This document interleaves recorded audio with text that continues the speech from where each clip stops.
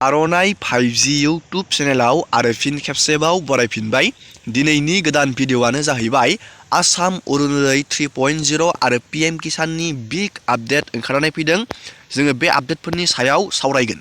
बे आपडेटआनो जाहैबाय जोङो गिबियावनो आसाम अरुणोदय 3.0 नि आपडेटखौ सावरायगोन। नोंथाङा भिडिअ'खौ जोबजासे नायलांबाय थाबानो जाबाय आरो जायफोर बिथांमोना चेनेलाव गोदान नोंथांमोना चेनेलखौ साबस्क्राइब खालामबानो जाबाय, जाहाथे बेबायदिनो गोदान आपडेट डिजिटेल खौरां मिथिनानै लानो हायो।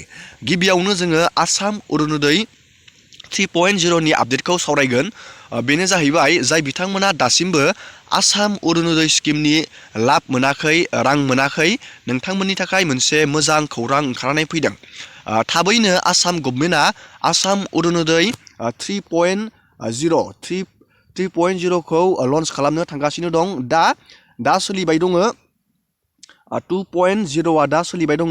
थाबैनो आसाम गभर्नमेन्टआ 3.0 अरुणोदय बे स्किमखौ लन्च खालामनो थांगासिनो दं।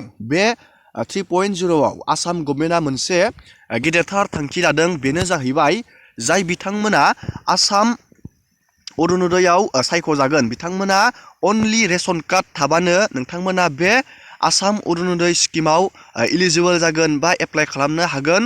प्रत्येक न'खरावनो जाय बिथांमोननियाव रेशन कार्ड दं, नोंथांमोना बे आसाम अरुणोदय बिथांखिनि स्किमनि लाबखौ आसाम गभर्नमेन्टआ होनो मोनसे बिग थांखि लादों।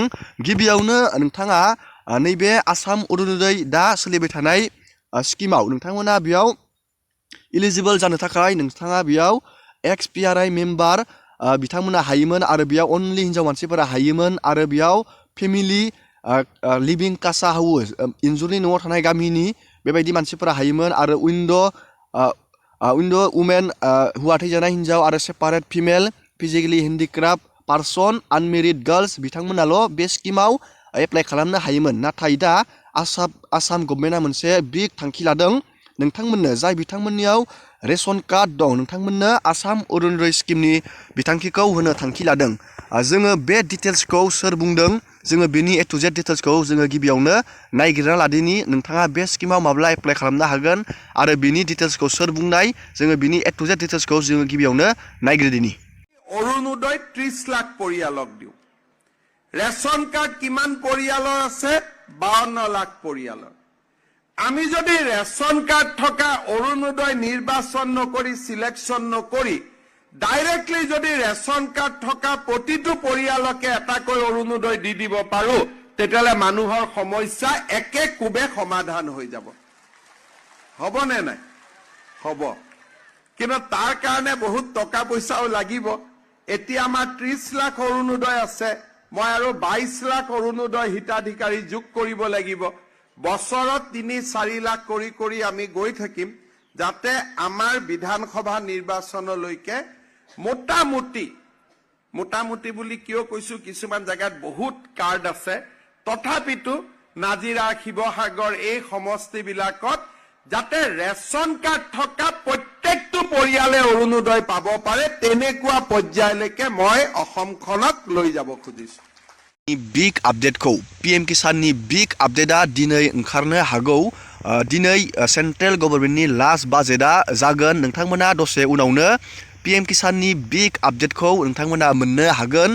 जाय बिथांमोना PM किसान सन्मान निधिनि योजनानि जोहै 2000 रां मोनो, बे बाजेटआव दिनै नोंथांमोना PM किसाननि रांखौ नोंथांमोना 2000 नि सोलाय 3000 नङाबा नोंथांमोना 4000 नोंथांमोना खेबफ्रोमबो नोंथाङा मोननो हागौ। दिनैनि बे बाजेटआव 100% बे रांखौ बारायनायनि मानसिफोरा गोबां मिजिं थिदों।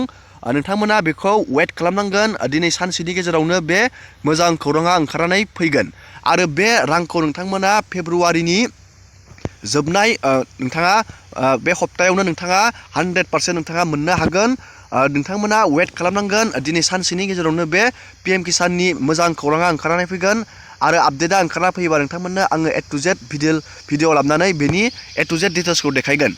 दिनैनि भिडिअखौ आङो बेखिनियावनो फोजोबबाय। नोंथांमोना भिडिअखौ मोजां मोनोबा लाइक खालामबानो जाबाय आरो बेबायदिनो गोदान आपडेट डिटेल्स स्किम डिजिटेल खौरां मिथिनो थाखाय नोंथांमोना चेनेलाव गोदानबा चेनेलखौ साबस्क्राइब खालामबानो जाबाय।